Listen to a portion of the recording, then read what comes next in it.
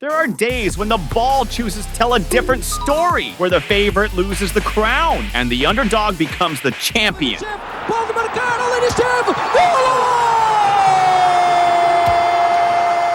Get ready to see part 3 of the biggest upsets in football history. Let's start with a massive upset from 2020. Pandemic times, Champions League final stages with single legs and no crowds, an atmosphere where anything was possible. It was supposed to be just another win for Manchester City. Guardiola was flying in England and his team was dominating everyone. The opponent, an inconsistent Lyon who had scraped through the group stage, but had left Cristiano Ronaldo's Juventus in the dust. The first half started lukewarm. City was rotating the ball, as always, but wasn't threatening. Until at 23 minutes, the world stopped. Fullback Marçal launched a rocket from his own half towards striker Ekambi. He challenged defender Eric Garcia. The ball escaped and fell to striker Cornet's feet. And then, the impossible happened. Cornet saw Ederson off his line, and with ice in his veins, curled it into the corner. The keeper didn't even move. 1-0 Lyon, the start of the chaos. City tried to respond. At 40, Jesus found Sterling on the right wing. He cut past Cornet like he wasn't there and rolled it back. Rodri arrived, hitting it first time, but it was too weak. Keeper Lopes held the ball safely. Halftime, and Guardiola was scratching his head. Nothing was working. Back for the second half, the tension increased. At 59 minutes, De Bruyne tried to solve it from a set piece. He whipped in a venomous free kick, but Lopes flew and parried it away. The equalizer was just a matter of time, and it came with the star's signature. At 68, Sterling received it on the left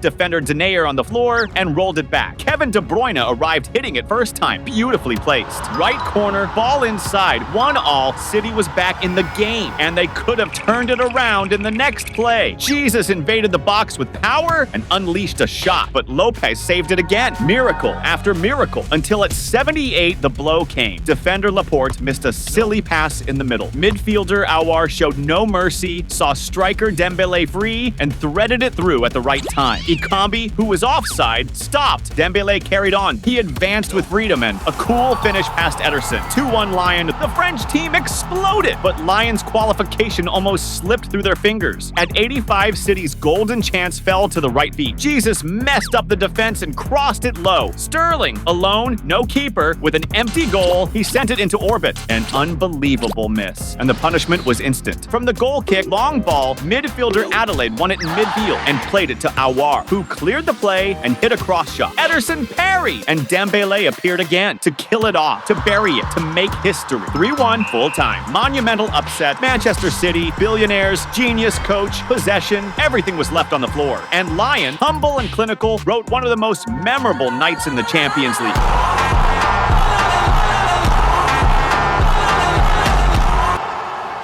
The French team qualified for the semi-final to face Bayern and ended up falling to the Bavarians, who were champions that season. Now, 2004 was the year of the underdogs, and once Caldas reached the Libertadores final, the game was against Boca Juniors, the biggest champion of the modern era. The Colombians had already left Santos and São Paulo behind, and they had to take down one more giant to lift the trophy. Everything would be decided in Manizales, and the world was about to witness one of the biggest surprises in South American football history. Right at 6 minutes, Colombia exploded. Midfielder Velázquez found defensive midfielder Villafara. The number 3 controlled it and unleashed a bomb. The ball went straight into keeper Abindanzieri's top in an epic screamer. 1-0 once Caldas, and the Palo Grande Stadium went wild. At 14, almost another one. Striker Alcazar received a long ball, dribbled the keeper, but defender Pereira came sliding in, saving Boca from the second. The Argentine team felt it. They created barely anything in the first half. The dominance was Colombia. Back from the break, once Caldas looked dangerous. Right at 48, striker Moreno tried his luck from outside. Dangerous cross shot, but it shaved the post. Until at 52, the jersey weighed heavy. Free kick on the right, striker Cangeli crossed into the box. Defender Burdisso jumped higher than everyone and headed firmly to the back of the net. All square, 1-1. Boca was breathing, but once Caldas didn't feel the blow. At 69, striker Diaz shot for the corner. Keeper Abindanzieri stretched stretched out and made a massive save. Right after, midfielder Valentiera shot with venom, and the keeper saved again. But keeper Henao also showed up. Tevez, with pure grit, got past Villafara, invaded the box, and even off balance, toe-poked it. And the Colombian keeper saved it. Destiny pushed the decision to penalties, and there, chaos took over. It was a horrific performance from the takers. Valentiera opened the series, shot down the middle, Abandanzieri on his knees, saved it. Schiavi tried to put it in the top corner, sent it over. Soto was clinical, shot firmly into the corner. 1-0, once Caldas. Cassini tried to copy Valentiera, and Henao saved it. Ortegon had the chance to extend it, but hit it down the middle. Verdiso, the scorer in normal time, unleashed a rocket. Off the crossbar, Agudelo took it by the book. In the corner, 2-0 once Caldas, 1 left. The responsibility fell on Canhele, and Henao, the brick wall, flew to save.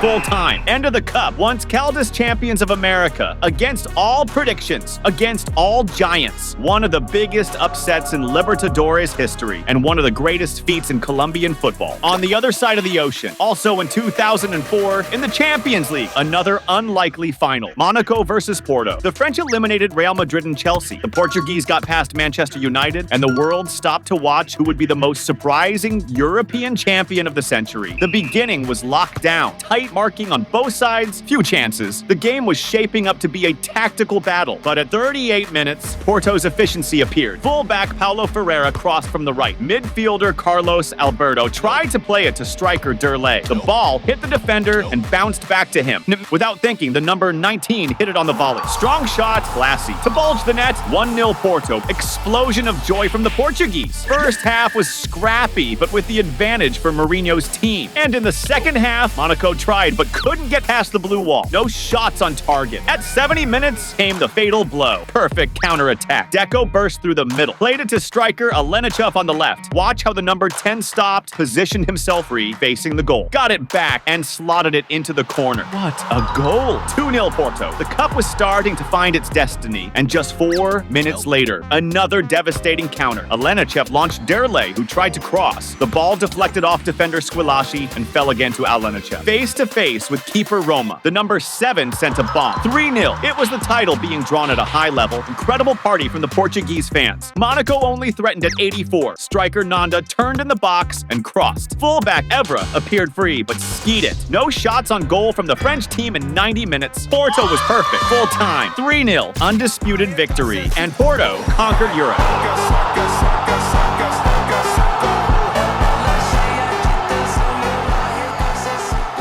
In the Euro 2004 final, a good chunk of these players would be on the other side of history and would taste their own poison. Portugal versus Greece in the Portuguese home. In the team of Figo, Cristiano Ronaldo, Deco, and Ricardo Carvalho. It was the chance for a generation to make history in front of their people. But they would face the most unlikely national team of the tournament. Greece had already shocked the world in the quarters by eliminating France. And now they wanted to silence Lisbon. Portugal started better, moved the ball more, had more possession, and right at 13 minutes, fullback Miguel unleashed a cross-shot rocket from the edge of the box. Keeper Nico Politis stretched fully and parried it. It was the warning. Portugal was coming for them, but the first half went blank. No goals, lots of marking, few gaps, and tension in every play. Came the second half. The Estadio da Luz was pulsating, but at 56 minutes, silence. Corner for Greece. Midfielder Basinas on the ball. Precise cross. Striker Serastias jumped higher than defensive midfielder Costinha. Keeper Ricardo came out poorly. Clinical header. Goal for Greece. 1-0. The world watched in disbelief. Semi-final, they've got a goal here. The heading power of Harris. Once again, the Greeks taking the lead. Portugal tried to respond fast. At 58, Cristiano Ronaldo unleashed a bomb from outside the box, but Nicopolitis appeared again. At 74, exquisite long ball from midfielder Rui Costa. Cristiano controlled it, face-to-face with the keeper. The chance to equalize, but he sent it over. The kid felt the weight of responsibility. The pressure increased. At 89, striker Nuno Gomes found Figo in the box. The number 7 spun in the middle of 3 markers. Shot for the corner. The ball shaved the post, but there was no way. Greece resisted, defended with their souls, and silenced a whole country. Full-time, Greece champions of the Euros. Unbelievable. The biggest upset in international football history. And if you watched up to here, like the video, also subscribe to the channel to watch the other part of this series we are making. My name is Christian Castro, and I'll see you in the next video.